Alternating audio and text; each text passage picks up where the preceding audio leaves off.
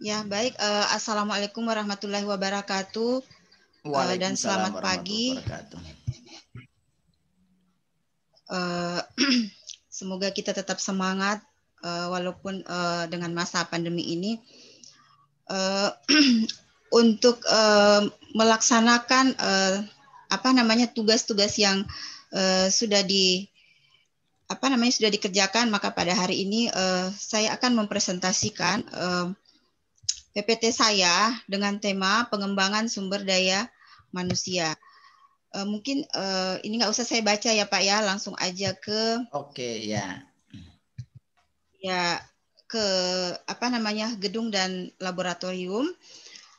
Jadi sekolahan kami itu adalah SMA Negeri 2 Samarinda, berada di Kalimantan Timur, dengan menempati luas lahan itu 7.522,75 meter. Kemudian ini denah ruang di SMA 2. Jadi kami punya ruangan itu dengan lantai 3 dan labnya itu berada di lantai 2 untuk lab fisika. Kemudian lab biologi dan lab kimia itu ada di lantai 3. Di sebelah ini ada laboratorium komputer. Ada 3 ruang, satunya adalah ruang laboratorium bahasa. Nah, ini kondisi ruangan lab di sekolahan kami. Yang pertama ini adalah lab biologi, kemudian lab kimia, lab fisika, dan ini adalah ruang bahan. Ya, kemudian untuk lab komputernya ini ada di lantai 3 juga. Ini ada 3 lab, kemudian satunya lagi lab bahasa. Nah, untuk kondisi fisik ruangan tadi alhamdulillah sudah memenuhi standar, termasuk dengan luas ruangannya. Kemudian di belakang ini ada ruang konsultasi dan ruang alat.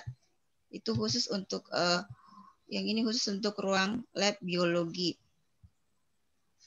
Kemudian untuk di ruang bahan ini karena banyaknya zat-zat kimia, maka di sini lemarinya sudah tidak digunakan lagi, dikeluarkan karena sudah terjadi kerusakan semacam lapuk karena mungkin pengaruh dari zat-zat kimia korosifnya. Selanjutnya, itu ada lemari asamnya enggak, Bu? Ada Pak di lab asamnya kimia, enggak? tapi di laptop saya. Oh gitu, Ada, tapi ya. lagi rusak juga Pak di lab kimia. Ini saya tidak, ini karena ada di laptop saya yang tadi yang satunya. Oke, ya. Ya, Ya, jadi silakan. lemari asamnya juga mengalami kerusakan. Iya, jadi dan sampai saat ini belum ada penggantian. Kami laboran sudah melaporkannya ke bendahara sekolah.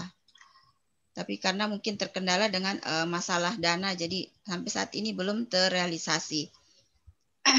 Kemudian untuk pengelolaan lab yang telah dan akan dilakukan ke depan, untuk struktur organisasi lab itu sudah ada.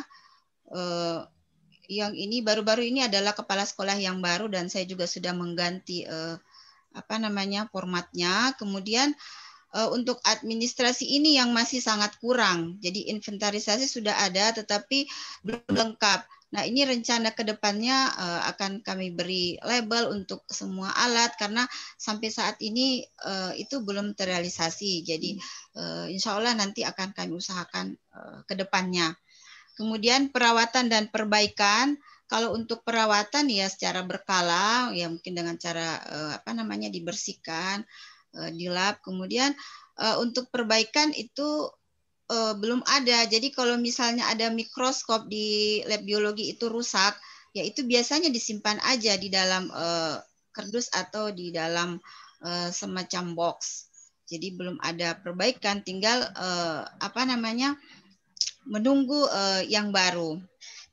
Kemudian untuk pelayanan kegiatan praktikum itu sudah cukup baik karena laborannya juga cukup aktif, ya bekerja sama dengan guru-guru mapel yang akan melaksanakan kegiatan praktikum sesuai dengan jadwalnya masing-masing.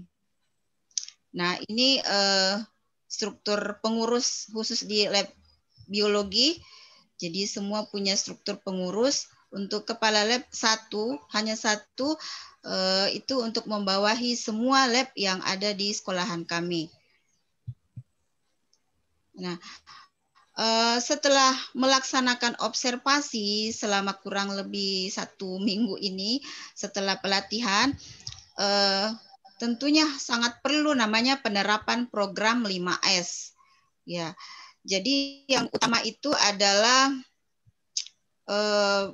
bagaimana supaya alat-alat itu bisa rapi, tertata dengan baik, kemudian menggampangkan kami untuk mengambil bahan dan alat yang diperlukan pada saat akan melaksanakan praktikum. Jadi sebenarnya memang dua yang utama, tetapi untuk 5S ini semuanya harus diterapkan untuk sekarang dan ke depannya. Nah, ini kondisinya kemarin itu karena belum ada lemari, jadi mikroskop itu biasanya disimpan di ini karena tidak mencukupi tempatnya. Nah, kemarin alhamdulillah sudah ada lemari yang sudah dibeli oleh bagian sarana prasarana. Jadi ada 3 lemari khusus untuk tempat mikroskop. Jadi mikroskop ini sudah rapi, disimpan di lemari yang baru. Kemudian untuk kegiatan pelaksanaan PBM di lab itu yang pertama, penyusunan jadwal praktikum disesuaikan dengan jadwal pembelajaran. Jadi semua sudah ada jadwalnya. Untuk kelas 10 mungkin hari apa, kelas 11 dan 12 selanjutnya. Kemudian menghubungi laborannya 2 hari sebelum jadwal praktikum. Jadi bisa direncanakan fasilitas laboratorium yang akan digunakan. Untuk pengelolaan maupun pengendalian bahan dan peralatan praktik juga sudah dilaksanakan. Kemudian keperluan instruksional itu harus ada pengarahan atau asistensi peralatan sebelum melaksanakan praktikum. Dengan harapan dengan di laboratorium ini menciptakan berbagai bentuk kegiatan dalam pengelolaan pembelajaran sehingga siswa itu bisa optimal dalam mengembangkan kemampuan dirinya. Kemudian SOP kemarin ini yang sudah saya coba buat ini masih sangat banyak kekurangannya karena baru pertama kali membuat SOP. Selama ini memang ada tata tertib, baik itu tata tertib untuk siswa maupun guru di semua lab. Tetapi untuk SOP itu belum ada sampai sekarang. Jadi ini saya berusaha untuk buat karena sebentar lagi juga kami akan akreditasi.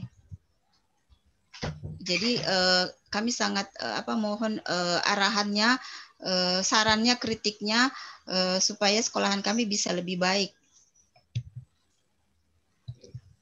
Ya, ini untuk rencana program 1 tahun ke depan, tentunya untuk pengadaan sarana prasarana laboratorium itu sangat penting karena walaupun sudah ada itu masih banyak kekurangan dengan jumlah siswa yang banyak karena satu rombel itu ada 36 siswa sementara banyak ya, jadi misalnya mikroskop itu masih butuh beberapa mikroskop dan kami sudah mengajukan saran untuk pembelian atau pengadaan mikroskop.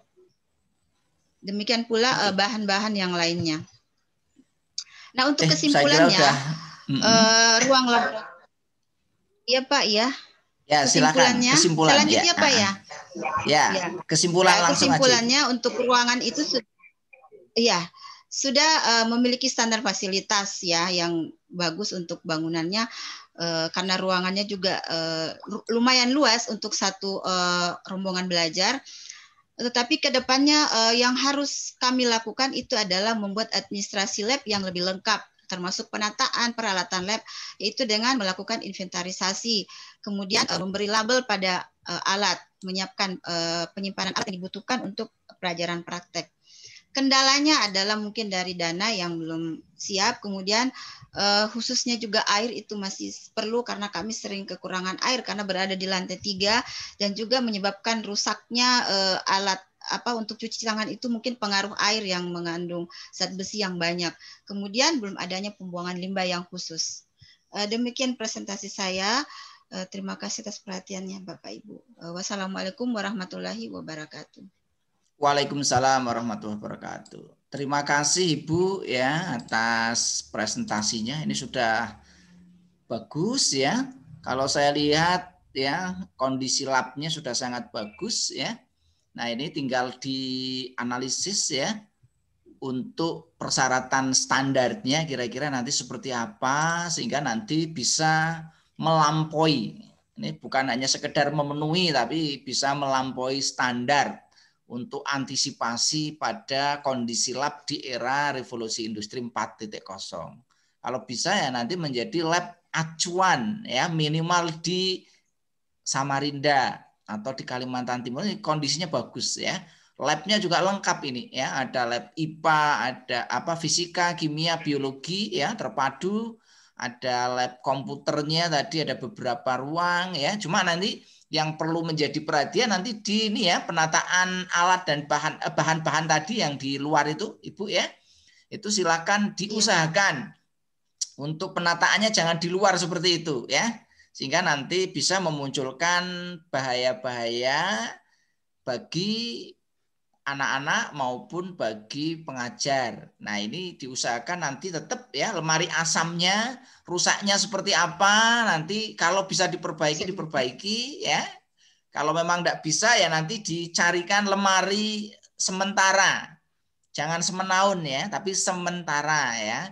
Diusahakan menjadi prioritas utama sehingga nanti kondisi labnya benar-benar bisa memenuhi standar yang telah ditetapkan. Kalau bisa nanti bisa menjadi percontohan ya. Kalau lab ingin lab bagus nanti saya rekomendasi tempatnya Ibu Rosmah. Nah, itu salah satu misalkan di Kalimantan Timur. Terima kasih Bapak. Saya kira itu ya Bapak Ibu sekalian. Ada pertanyaan dari Bapak Ibu yang lain? Ada Pak, saya. Ya silakan Ibu Siti.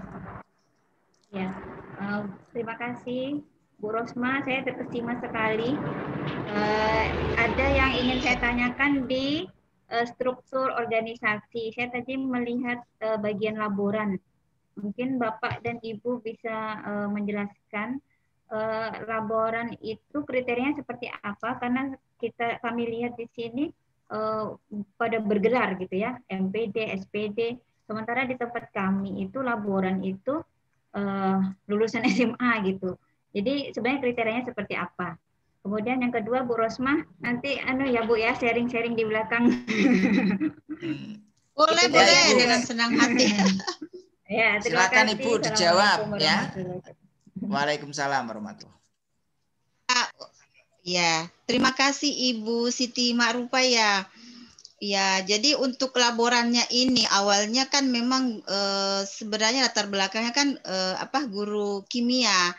Jadi waktu itu yang Pak Sukemi ini ada beasiswa ke luar negeri, ini di luar negeri loh MPD-nya. Bukan MPD ya Pak ya, lupa saya. PhD ke apakah? Bukan. Yang jelas dia sekolahnya di luar negeri, ya. Ada beasiswa Pak. Jadi dan dia juga sebagai dosen kontrak sekarang di Universitas Mula Warman. Jadi yang paling sering turun tangan langsung itu adalah Mas Pujo Prasetyo, ya juga sarjana kimia. Tuh. Gitu mungkin. Ya, ini. Ya mungkin tapi saya kalau tambahkan Ibu Pak ya. Ya silakan. Ya untuk laboran yang ada syarat minimal Ibu ya. Ya memang laboran biasanya untuk laboran itu pegawai ya, bukan guru. Tetapi mungkin bisa juga kalau memang kan kemarin sudah saya sampaikan ya, kepala lab itu kadang-kadang merangkap sebagai teknisi, merangkap sebagai laboran. Nah, biasanya mungkin guru-guru baru biasanya itu difungsikan sebelum dia mempunyai pengalaman ya membantu di lab. Mungkin sama sekolah bisa juga difungsikan sebagai laboran ya. Jadi kadang-kadang kalau lihat gelarnya mungkin sudah tinggi nih. Ada yang S2-nya malah di luar negeri. Kalau di luar negeri kalau S2 master Ibu ya. Master. Kalau pendidikan ya Master of Education. Kalau PhD itu S3 ya. Oke gitu ya Ibu ya. Doktornya, jadi ya, tidak ada syarat maksimal, nggak ada. Laboran doktor juga boleh ya. Gelarnya tinggi jadi laboran juga boleh asalkan mau tadi ya. Tapi biasanya untuk laboran itu adalah karena pekerjaannya kan hanya membantu guru dalam menyiapkan praktikum. Apa yang disiapkan? Peralatan dan bahan. Itu fungsi dari laboran. Yang kedua, membantu pelaksanaan praktikum di lab. Ya, tidak ada batas maksimal. Kalau minimalnya ada. Minimal pendidikannya ada, ya. Kemarin sudah saya sampaikan oleh Pak Mutakin ya, untuk tenaga laboratorium. Saya kira itu ya, cukup karena ini nanti waktunya lama nih ya. Nanti bisa diskusinya dilanjut di forum grup ya. Terima kasih, kita beri aplaus untuk Bu Rosma. Terima kasih Bapak Ibu. Ya. Berikutnya adalah sekarang Bapak nih ya, Pak Agus Setiawan, udah siap ya? Setelah Pak Agus siap-siap nanti sebentar Pak Pak. Arif Mahmud ya, silakan. Saya jadwalnya kok dapatnya siang gitu. Kalau sekarang tuh nggak apa-apa, tapi saya login ke laptop dulu ya? aja. Oke, karena dapatnya siang ya nanti berarti jangan sekarang. Oh iya, ini ada jadwal. Sebentar, saya lihat jadwal. Iya, jadwalnya dapatnya siang Pak, makanya saya masih pakai gitu HP ya, ini sekarang. Siang ya. Ya. Pak Arif Mahmudi yang jam pagi. Pak Arif sudah siap belum nih, Pak Arif Mahmudi? Ya, insya Allah sudah Pak. Oke, ya silakan Pak Arif. Ya, insya Allah siap. Ya. Baik Pak. Oke, sebentar Pak, saya persiapkan dulu. Oke.